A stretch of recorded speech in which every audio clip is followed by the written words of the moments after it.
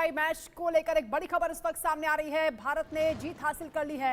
400 run का target Bharat की ओर से दिया गया था, हालांकि उसके बाद बारिश हो गई और 317 रन का टारगेट ऑस्ट्रेलियाई टीम को मिला, लेकिन ऑस्ट्रेलियाई टीम बहुत कम स्कोर पर ही पवेलियन लौट गई है। भारत के बल्लेबाजों ने जितनी घातक बल्लेबाजी की उतनी ही गेंदबाजी भी शानदार रही है और भारत ने दूसरा वनडे भी जीत लिया है। ये बड़ी खबर इस वक्त आपको बता रहे हैं।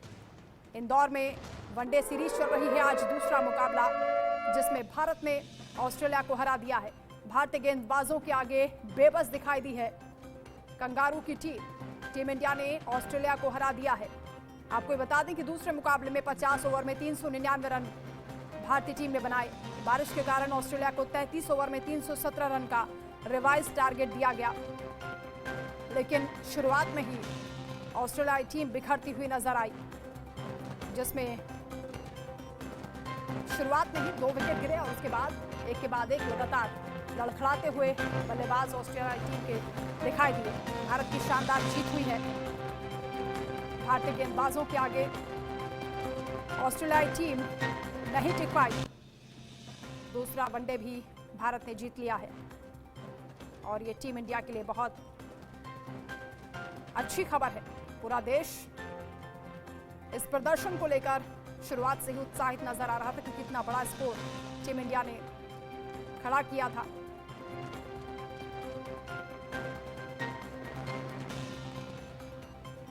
स्पोर्ट्स एडिटर मनोज जोशी जी हमारे साथ इस वक्त जुड़ रहे हैं। मनोज जी, जैसे कि उम्मीद की जा रही थी, भारतीय टीम ने शानदार प्रदर्शन किया। जितनी घातक बल्लेबाजी हुई उतनी ही घातक गेंदबाजी भी दिखाई दी। जी हाँ, बिल्कुल। इंदौर बहुत लकी रहा भारत के लिए और जितने मुकाबले अब तक वनडे मुकाबले भारत ने खेले हैं इंदौर में, सभी के सभी मुकाबले जीते हैं। और ऑस्ट्रेलिया जैसी टीम के खिलाफ अगर आप वन साइडेड जीत हासिल करते हैं तो उसके मायने कुछ अलग ही होते हैं।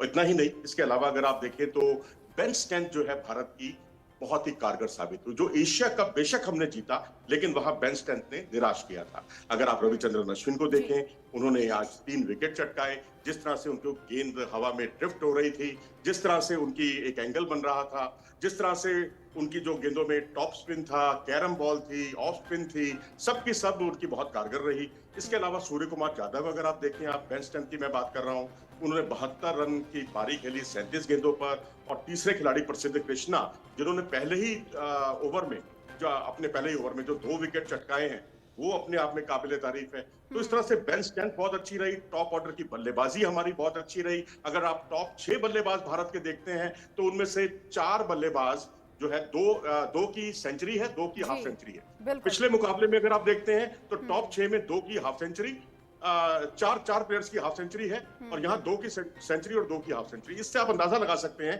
कि हमारी बल्लेबाजी कितनी मुकम्मल थी, किस तरह से हमारी गेंदबाजी ने एक अच्छा साथ दिया। जब आपकी बल्लेबाजी गेंदबाजी दोनों कारगर होती हैं तो फिर जो है आपका ध्यान फील्डिंग पर जाता है। मैं तो यही कहूंगा कि वर्ल्ड चैंपियन बनना है तो थोड़ा फील्डिंग में थोड़ा सा भारत को भी और काम करने की जरूरत है। लेकिन बल्लेबाजों ने और गेंदबाजों ने और बेंच स्ट्रेंथ ने भारतीय टीम की बल्ले बल्ले कर बिल्कुल एक और बड़ी खुशी भारत को दी है टीम इंडिया ने। और आशीष भी हमारे साथ जुड़ गए हैं, न्यूज रूम से इस वक्त लाइव हैं। आशीष, जैसा कि परफॉर्मेंस भारतीय बल्लेबाजों ने शुरुआत में की, उतनी ही गजब की परफॉर्मेंस गेंदबाजों की भी रही है। इतनी जल्दी ऑस्ट्रेलियाई टीम सरेंडर कर देगी ऐसी उम्मीद थी नहीं।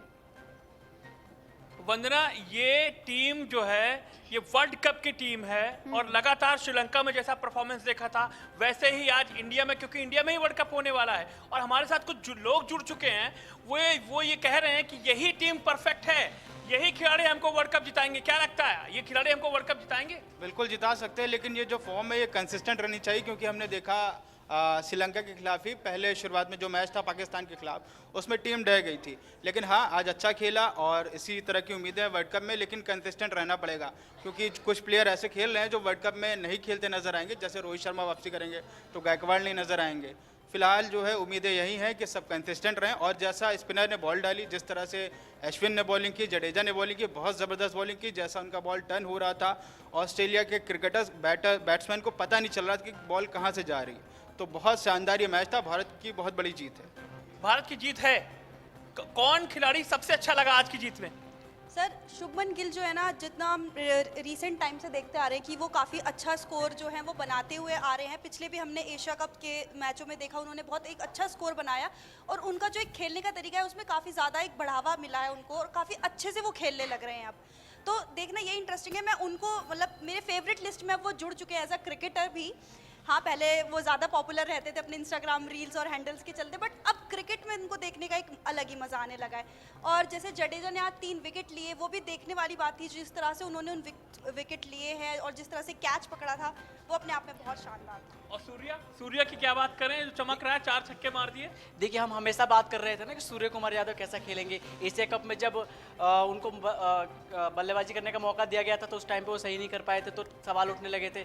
इसके बाद आज उन्होंने जवाब 3 गेंदों पे 3 बार लगातार 0 पे वनडे क्रिकेट में बोल्ड हुए थे सूर्य कुमार यादव। वही सूर्य कुमार यादव हैं, तो वही आज शानदार बल्लेबाजी। तो वही सूर्य कुमार यादव है जिन्होंने 37 गेंदों में आज 73 रनों की पारी खेली और उन्होंने इतनी अच्छी बल्लेबाजी करी है कि वर्ल्ड कप आ रहा है सामने, वर्ल्ड कप में उनको मौका दिया जा सकता है। शानदार परफॉर्मेंस आज रही है भारतीय बल्लेबाजों की और उसका भी जिक्र लगातार यहाँ पर किया जा रहा है क्योंकि 2 शतक और 2 50 भी लगी है। मनोज जी, अब ये बताइए कि विराट, हार्दिक और रोहित जब वापसी करेंगे प्लेइंग 11 में, क्या उनको आना चाहिए या ऑस्ट्रेलिया के लिए वर्ल्ड कप के लिए अभी कुछ सरप्राइज बाकी रखना चाहिए?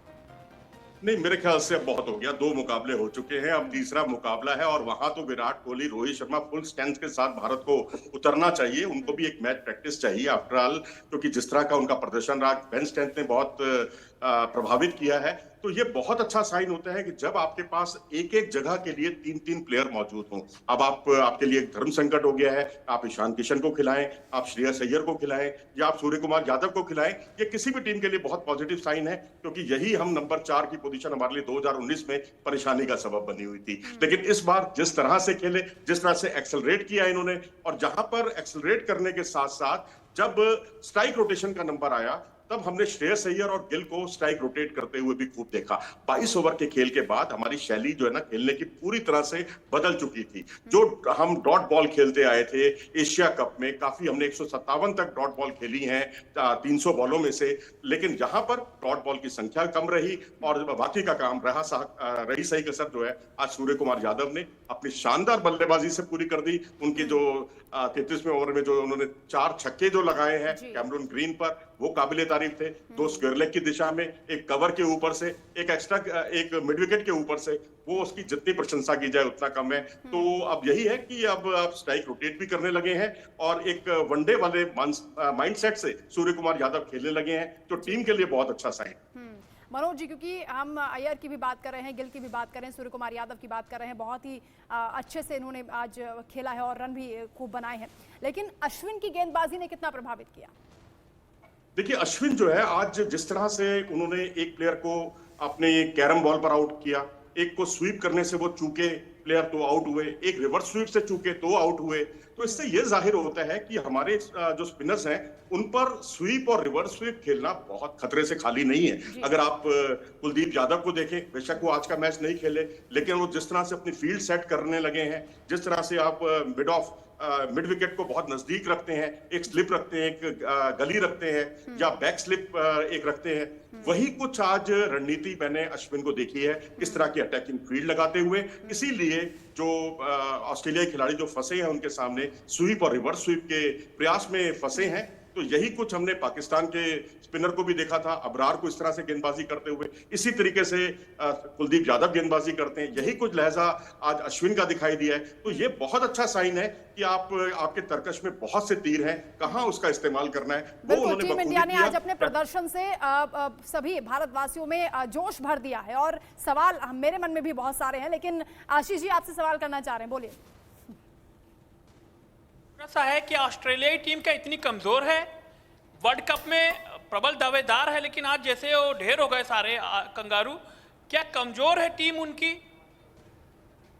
नहीं आशीष जी, देखिए, मैं कमजोर कभी जो अपोजिशन होता है उसको कभी कमजोर नहीं मानना चाहिए। आप शायद रिजल्ट की वजह से कह रहे हैं, क्योंकि दोनों मैचों के परिणाम जो हैं बिल्कुल वन साइडेड रहे हैं, लेकिन आप ये मत भूलिए मिचेल स्टार्क इस मैच में नहीं खेल रहे थे, यहाँ पर कमिंस इस मैच में नहीं खेल रहे थे, और जिस तरह से जो गंभीरता उनकी तरफ से देखने को मिली है, क्योंकि इंडियन सब कॉन्टिनेंट में आकर जिस तरह से भारतीय खिलाड़ियों को ऑस्ट्रेलिया में जाकर शुरुआती मैचों में दिक्कत होती है, वैसे ही ऑस्ट्रेलिया को भी 1 या 2 मैचों में दिक्कत होती है, उसके बाद वो लय में आते हैं। तो आप देखेंगे वर्ल्ड कप में ये एक बदली हुई टीम होगी और उतना ही हमें अच्छा लगेगा। आज देखिए नंबर 8 और नंबर 10 के बल्लेबाज ने जो आज बल्लेबाजी की है, जिस तरह से बदियां उधेड़ी हैं हमारे गेंदबाजों की, उसने भी कई तरह के सवाल खड़े किए हैं। लेकिन अब यह है कि 3 मुकाबले, क्योंकि वो हार कर आई है यहाँ पर साउथ अफ्रीका से लगातार 3 मुकाबले और भारत से लगातार 2 मुकाबले, तो ऑस्ट्रेलिया जो नंबर 1 टीम थी कुछ समय पहले तक, पाकिस्तान से पहले ऑस्ट्रेलिया ही नंबर 1 थी, लेकिन उस टीम ने लगातार 5 मुकाबले हारने से मैं समझता हूँ वो बैकफुट पर आ गई है, उसका मनोबल निश्चित तौर पर गिरा है। लेकिन हम इसी इसी आधार पर सवाल उनको अंडरएस्टिमेट से नहीं जुड़ा कर हुआ सकते। एक और सवाल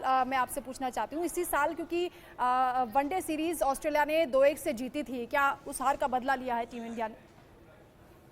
बिल्कुल आपने सही वजह मौके पर सवाल किया है, क्योंकि भारतीय टीम जिसने बॉर्डर गावस्कर ट्रॉफी जीती थी, ऑस्ट्रेलिया से टेस्ट मैचों की सीरीज जीती थी, लेकिन वनडे की सीरीज में हम लोग बांग्लादेश से भी हारे थे, ऑस्ट्रेलिया से भी हारे थे। लेकिन हमने क्योंकि अपनी कमजोरियों पर निजात पाना सीखा, हमारे जो प्लेयर अनफिट थे वो अब फिट होने लगे हैं और जो प्लेयर लय में नहीं थे वो भी लय में आने लगे हैं, जैसे कि सूर्य कुमार यादव, अश्विन का आना, ये बेंच स्ट्रेंथ को मजबूत करता है। मैं बार बार एक बात कहा करता हूं कि आप अपने प्लेइंग 11 से कोई मैच जीत सकते हैं या कुछ अच्छे मैचों के परिणाम दे सकते हैं। अगर आपको टूर्नामेंट जीतना है, क्योंकि वर्ल्ड कप का बहुत बड़ा आयोजन है और बहुत ज्यादा नंबर ऑफ मैचेस बहुत ज्यादा है, अगर आपकी बेंच स्ट्रेंथ मजबूत नहीं है तो आप वर्ल्ड कप नहीं जीत सकते, ये बिल्कुल तय है। लेकिन अब क्योंकि भारत ने एशिया कप में जो गलतियां की थी, बेशक वहां चैंपियन बने थे, लेकिन वहां डॉट बॉल से लेकर और अपनी बेंच स्ट्रेंथ तक दोनों को बहुत मजबूत किया है।